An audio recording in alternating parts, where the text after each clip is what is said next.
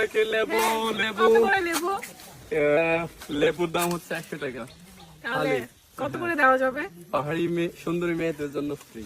ও আচ্ছা, ঠিক আছে, দেন তাহলে, সব দিয়ে দেন। দেন, আপনি তো সুন্দর, আপনার তো দেওয়াই যায়। ঠিক আছে ভাইয়া। ভাইয়া বলে 7 টাকা নিয়ে চলে গেল।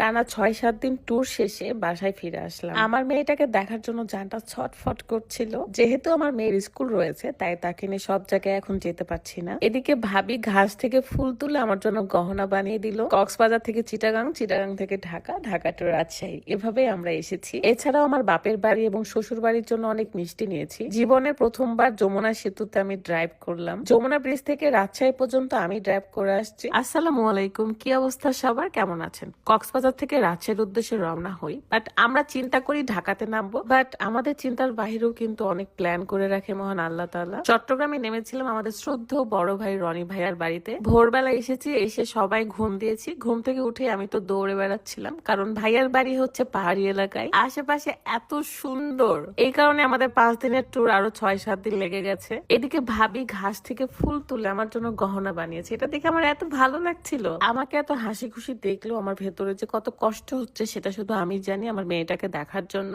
আজকের এই ব্লগটা আমার কাছে অনেক বেশি স্পেশাল, তবে তা দেখানোর আগে একটু দেখাতে লেবুর বাগানে এবং লিচুর বাগানে আমরা খুব এক্সাইটেড ছিলাম লিচু খাওয়ার জন্য, বাট গিয়ে দেখি লিচু একদম ছোট ছোট টক ছিল। আর এদিকে রাত অনেকগুলো লেবু পেরে নিয়েছে। আসলে দেশি লেবুর স্মেল এত ভালো লাগে আমার, আমার গন্ধ শুনে জিহ্বায় পানি চলে আসছে।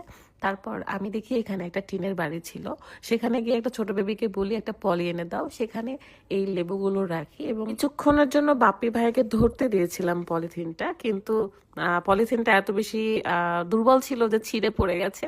যাই হোক, এখান থেকে আমরা বিকালের মধ্যে রওনা হয়ে ঢাকার উদ্দেশ্যে, এবং আজকে প্ল্যান ছিল রাজশাহীতে যাব, বাট তারপরও রাজশাহীতে যেতে পারিনি, ঢাকাতেই থাকতে হয়েছে। তবে ঢাকা ঢোকার আগে আমরা কুমিল্লা এই মিয়ামি রেস্টুরেন্টে নেমেছিলাম।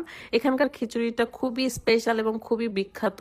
এই প্রথমবার আমি মিয়ামিতে এসেছি। কুমিল্লার মিয়ামি রেস্টুরেন্টের অনেক সুনাম শুনেছিলাম। আমরা সবাই মিলে খিচুড়ি খাবো এখন, গরুর মাংসের খিচুড়ি। এবং এই যে আমাদের রনি ভাইয়া, এত ক্ষুধা লাগছে, তার মধ্যে এত সুন্দর ডেকোরেশন করে খিচুড়ি রাখছে। ভাই খাবো না দেখবো বলেন তো? খাওয়া দাওয়া শেষ করে আমি দেখলাম অনেকগুলো মিষ্টির আইটেম ছিল। দেন ভাবলাম আমার শ্বশুর বাড়ি এবং আমার আব্বুর জন্য কিছু মিষ্টি নিয়ে যাই। লেটুস পাতা ছিল, তাই ভাবলাম খিচুড়িটা আমি খাই। যদিও বা বাপ্পি ভাইকে দেখছিলাম এভাবে খেতে, তাই খাচ্ছি আমি। তারপর রনি ভাইয়া আমাদের কাছ থেকে বিদায় নিয়ে চলে যায়, ভাইয়ার অন্য কাজ আছে। সো আমরা সবাই এখন মিষ্টি কিনে ফাহিম ভাইয়ের বাসায় যাব। ফাহিম ভাইয়ের বাসা থেকে আমাদের রাত্রে রাজশাহীতে রওনা দেওয়ার কথা ছিল। দুর্ভাগ্যবশত সেই দিনও রওনা দিতে পারি নাই। পরের দিন সকালবেলা আমরা রওনা হয়েছি। আমার রিকোয়েস্ট